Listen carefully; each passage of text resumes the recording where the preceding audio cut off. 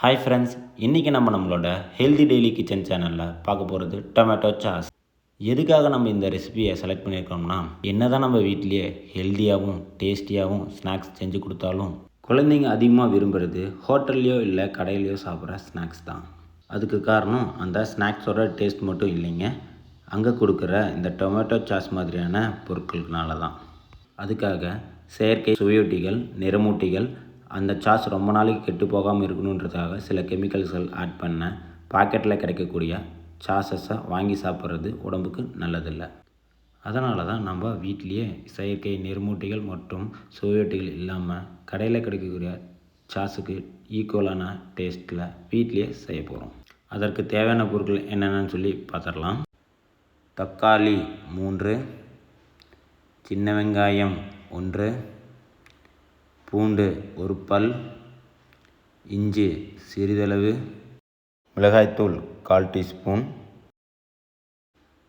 மிளகுத்தூள் 1/4 teaspoon, எலுமிச்சைச்சாறு 1 teaspoon, சர்க்கரை 1 teaspoon. அடுத்ததாக செய்முறை அப்படின்னு சொல்லி பார்த்துடலாம். ஃபஸ்ட்டு தக்காளியை எடுத்து 4 கட் பண்ணி மிக்ஸி ஜாரில் சேர்த்துக்கலாம்.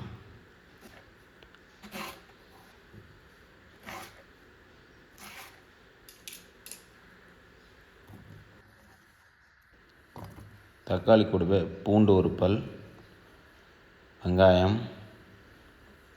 இஞ்சி எல்லாத்தையும் சேர்த்து நல்லா மிக்சியில் நைஸாக அரைச்சி எடுத்துக்கலாம்.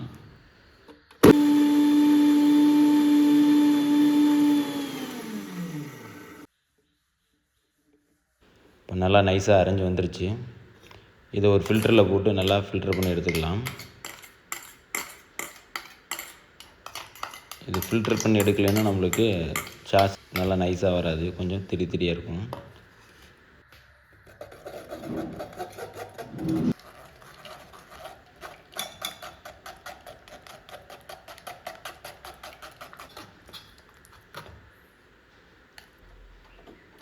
அடுத்ததாக ஸ்டவ் ஆன் பண்ணி இந்த ஃபில்டர் பண்ண சாஸை வச்சு ஹீட் பண்ண ஆரம்பிச்சிடலாம்.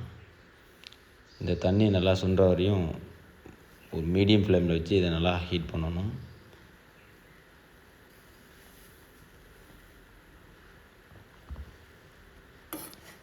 நல்லா கொதிக்க ஆரம்பிச்சிருச்சு. அது தண்ணியெல்லாம் நல்லா சுண்டுற வரையும் நல்லா கொதிக்க விடணும். அதே மாதிரி இந்த எந்த ப்ராசஸ்லையுமே தண்ணி சேர்த்தவே கூடாது.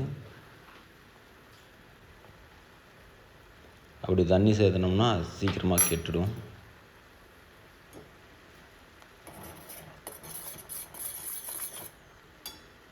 இப்போ ஓரளவுக்கு நல்லா தண்ணி சுண்ட வர ஆரம்பிச்சிருச்சு.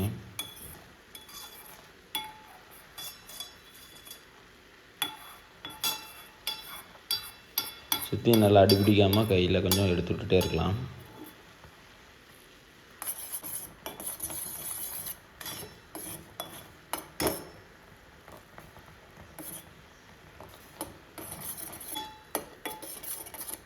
இப்போ தண்ணி ஓரளவுக்கு நல்லா சுண்டி வந்துருச்சு.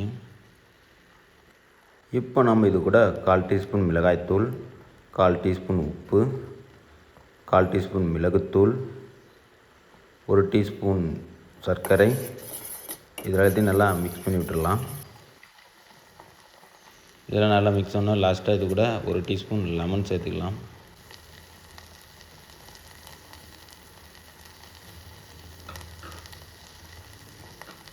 அடுத்து இது நல்லா சுத்தமாக தண்ணி சுண்டுற வரையும் லோ ஃப்ளேமில் வச்சு பார்த்துக்கலாம். அவ்வளோதாங்க, நம்மளோட சுவையான டொமேட்டோ சாஸ் ரெடி. இது ஒரு கப்பில் மாற்றிக்கலாம்.